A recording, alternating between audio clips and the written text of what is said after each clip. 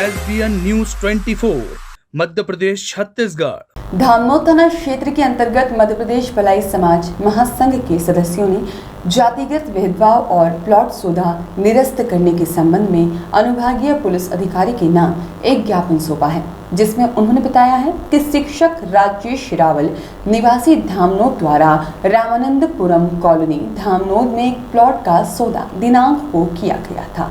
Plot 20 bye 50 का होकर कीमत 12 लाख रुपए कॉलोनाइजर मनीष गर्ग निवासी धामनोद द्वारा तय की गई थी। प्लॉट सौदे में 2.5 लाख रुपए राजेश द्वारा अग्रिम दिए गए और शेष राशि रजिस्ट्री के समय देना तय हुआ था।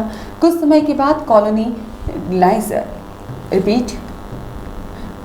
बाद कॉलोनाइजर मनीष गर्ग द्वारा सौदा निरस्त करते हुए प्लॉट देने से इनकार कर दिया गया, जिस पर राजेश द्वारा जानकारी निकालने पर पाया गया कि कॉलोनाइजर जातिगत भेदभाव से ग्रसित होकर इस प्रकार का कृत्य कर रहा है और वह किसी भी SC/ST वालों को प्लॉट नहीं दे रहा है।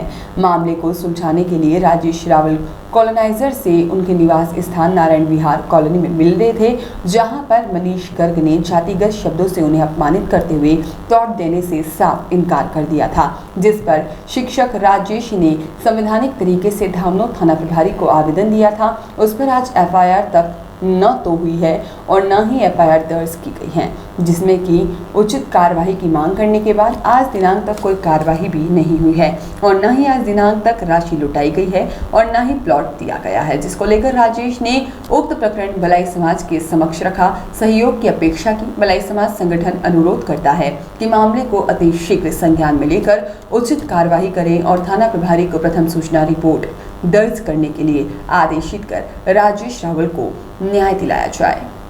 आज नगर धामनोद में रामानंदपुरम नाम की कॉलोनी जिसका निर्माण डेवलपमेंट चल रहा है, उनके जो कॉलोनाइजर है श्री मनीष गर्ग, उनके द्वारा जो प्लाट का सौदा किया था यानी बेचा गया था, उस प्लाट के सौदे को उन्होंने जातिगत भेदभावना के तहत निरस्त कर दिया। हमारे श्री राजेश रावल जी जो कि एक शिक्षक है, जब शिक्षक के साथ अगर इस तरह का वो हरकत कर रहे हैं तो अन्य गरीब मजदूरों के साथ वो लोग क्या करते होंगे। इतने जातिगत भावना उनके मन में है, दूषित भावना उनके मन में है कि सिर्फ वो भले ही है, इसलिए आपने उनके प्लाट के सौदे को निरस्त कर दिया और ना ही उनको पैसे वापस दिए। पैसे की झूठी फर्जी सिग्नेचर रसीद, ये मेरा नहीं कहना है, ये स्वयं राजेश रावल का कहना है कि मुझे पैसा प्राप्त नहीं हुआ है और जो रसीद गर्ग जी ने वहाँ पर दी है वो फर्जी रसीद है।